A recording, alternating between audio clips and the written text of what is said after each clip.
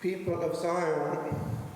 The beginning of this verse is Judaic, and the statio, going back to ancient times, would be the church of Holy Cross, notice in Jerusalem,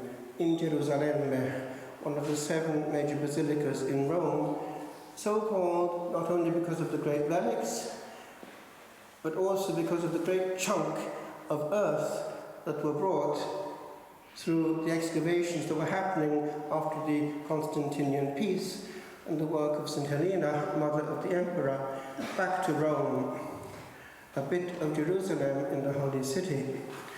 And the references are there in the liturgy, including the first reading, which indicates that the people of God is now being extended to the whole inhabited world, the Gentiles, that's ourselves.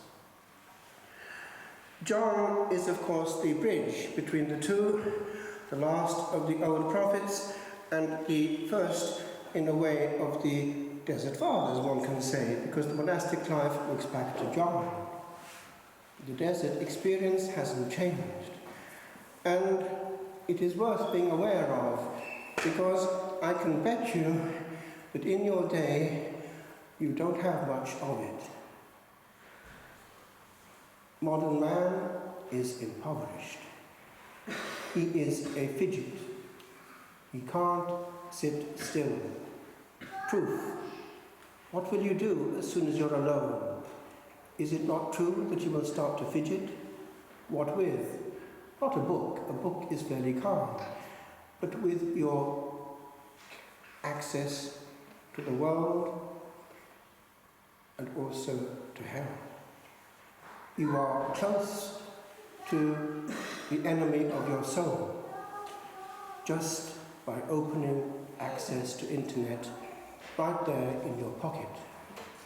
And it is such that it is addictive, sucks you in, and without your realizing it, takes away all access either to yourself or to the still small voice. Remember the journey that Elijah made, 40 days and 40 nights, to Horeb, the Mount of God. The Lord was not in the earthquake. Non in commozione Dominus. Neither is he in yours.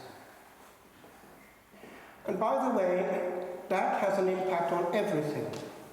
For in the same way that modern man cannot sit still, neither can he listen, either to God or to his fellow man.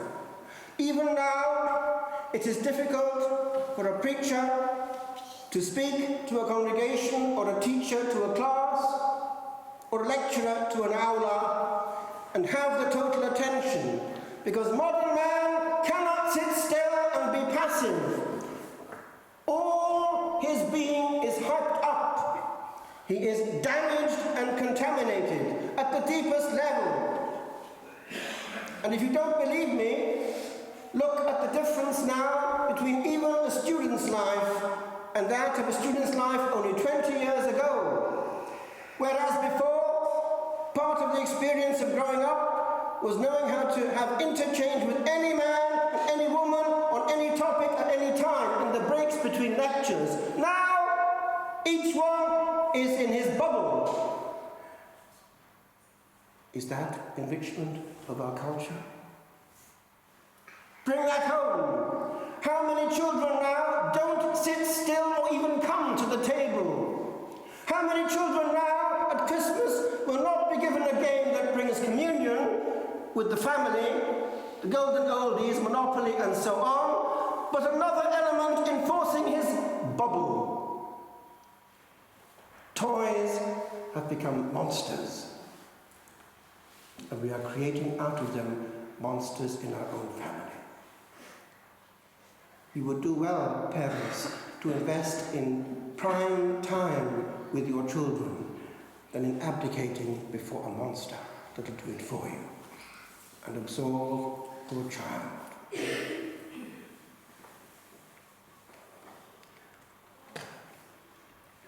the voice in the desert. In Hebrew, call means both voice and sound. The still small sound, therefore. But I want to, for a second, dwell on this question of the voice. John is the voice box, but he's crying from the silent space. Man can be detected from his voice, as one can gaze into the eyes and see the soul and read something of it on the expression of the face. So too, something of the person comes through in his voice. There are people who are loud. Conversation with such people is difficult because they are in command. Moreover, because they are in command, they do not realize that they are not learning, they are teaching. It varies from culture to culture. In some cultures, one is expected almost to interrupt. In others, one cannot by the structure of the language. German, for instance, has to wait until the end of the sentence because the verb hasn't yet come. But there are basic human tricks and indeed codes of etiquette which are no longer being transmitted. One is that one doesn't normally interrupt. And it is difficult, for instance, if a person in authority interrupts. Because, for instance, if you get the scenario of a superior who doesn't want to hear what is coming, he can have the trick of using his power of authority to interrupt and correct. The result is that he is not actually getting the full message because he's interrupted and intercepted what was on the way to the full message. And it leads to dysfunctional relationships in the community. On the other hand, heaven, by nature, is healing in its voice.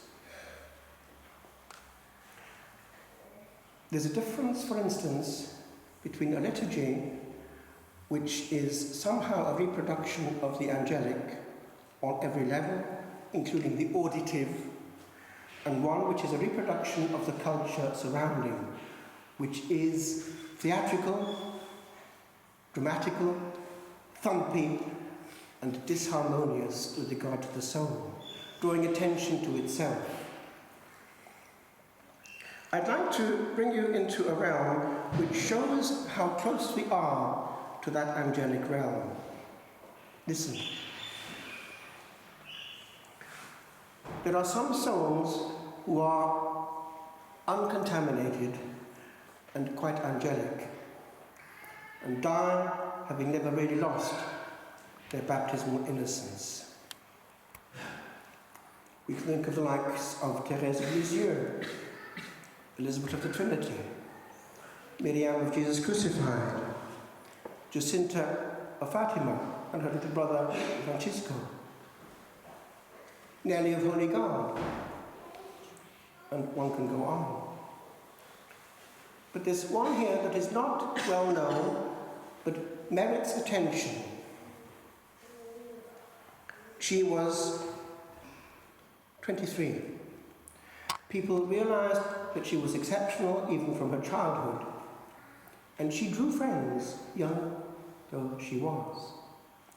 And with the help of the local priest, she formed a family of sisters at that young age to serve the church locally.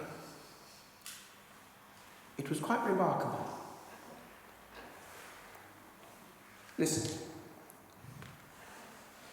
In those days, the 1800s, tuberculosis, as we know, Thérèse, was a great killer. Took off one of our best poets, by the way, John Keats, at 26, when I have fears that I may cease to be, before my brain or my pen has gleamed my teeming brain. He coughed up blood and knew what that meant. So, she died on July the 13th, 1870, at the age of 23.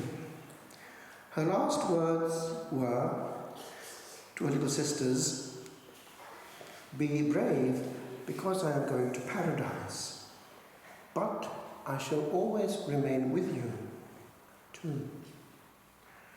I shall never abandon you."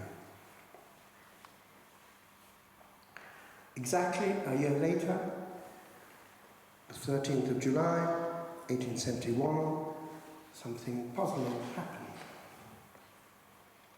They were in prayer in the chapel, and we have this witness from one of the sisters in question who wrote this. Suddenly, there was the sound of a high-pitched, harmonious, notice, and heavenly voice that accompanied the singing in the choir. At times, it sang solo. At other times, it harmonized, but it's harmonized with the choir, moving across from right to left. Sometimes it passed close by the ears of one or other of the sisters. The joy which it brought filled our hearts with a happiness impossible to put into words. This wasn't of this world. We lived that day in paradise. From time to time, one had to leave the room. The emotion that we experienced was so strong, it left you breathless until one had to call out, "Enough, dear Lord, enough!"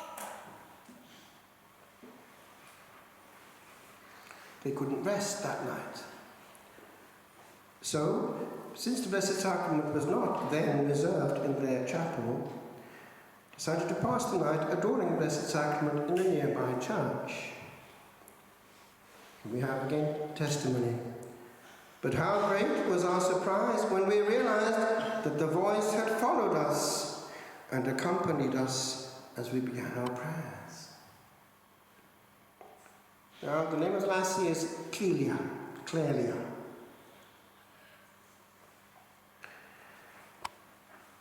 Clelia's voice prayed with them until dawn. Since that day, she has never left them, joining them in the most diverse surroundings and conditions. At the time of her death, there were only 10 girls who lived in the community. After the rule of the order was approved by the Vatican, more members joined the community, many being inspired by the voice of the Holy Foundress. After the Second World War, there were 236 members.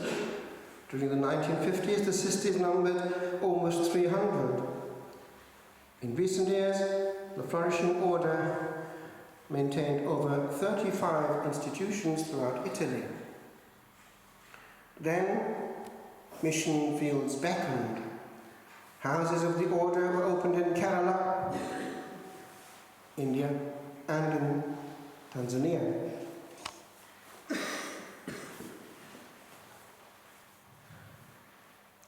Drawing local vocations.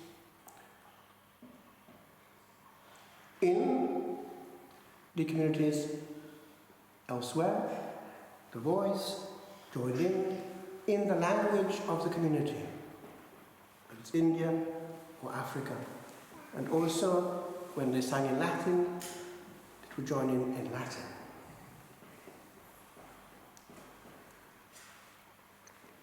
In the Mother House especially, the voice is heard accompanying the sisters in their hymns, readings, and even conversations. And even in the background as the priest will be preaching. And that happens, actually, if you look carefully what goes on in some solemn celebrations in the East, there might be a choir humming away while the bishop is preaching.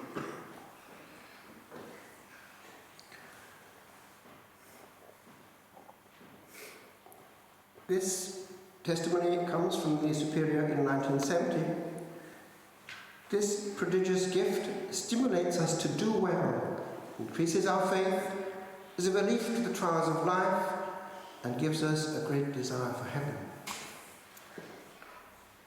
A more recent letter given to the author of this book, which was published in 1996, the Superior Sister Silvana confirms the project is still taking place. She writes, "The voice accompanies us in our prayers, which are in Italian, and with prayers that are in diverse languages." She goes on to mention in the other houses. The voice has been described as one unlike any of this earth, always sweet and gentle. Compare those who speak and talk loudly and in a raucous voice, heavyweights.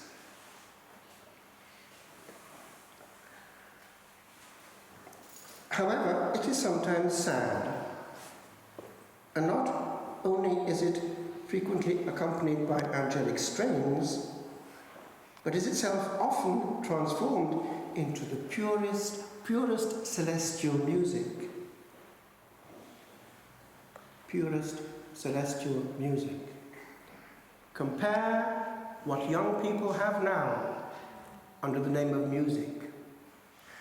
It's not that long since the revolution of the 50s, 60s, 70s took place in music, going from the old to the new, but when music was actually still describably music, and words had sense, and bands had talent, and composed real music.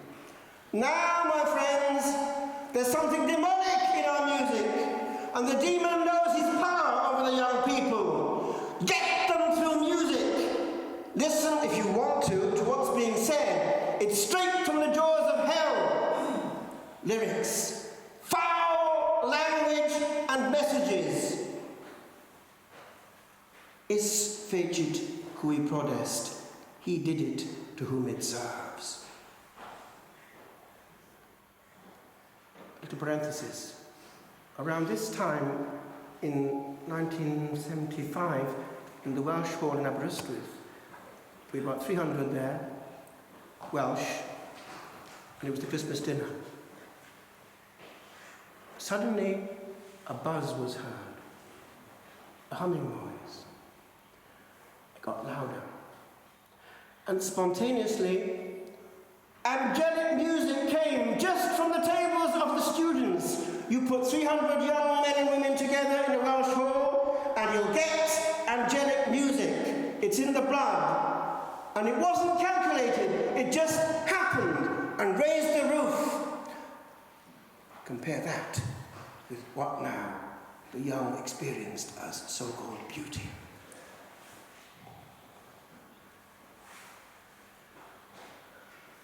She was beatified in 1968, canonized in 1989. And this word comes from her biographer. Clelia Barbieri continues to let us hear her voice, like the first community. Her nuns, together with many others, continue to hear her voice, which prays, sings, and intercedes. It is a voice full of happiness when announcing good news for her family, the church, and the world. It is full of sadness when suffering is nearby. It is always calm and encouraging, a true sign that God never leaves us. If there's any girl here, remember that the vocation to be a pure virgin of the Lord is sublime and angelic. Compare these pure angels with what is coming now out of our discos, exposed to 3 hours of heavy music which deadens the soul and blots out the still, small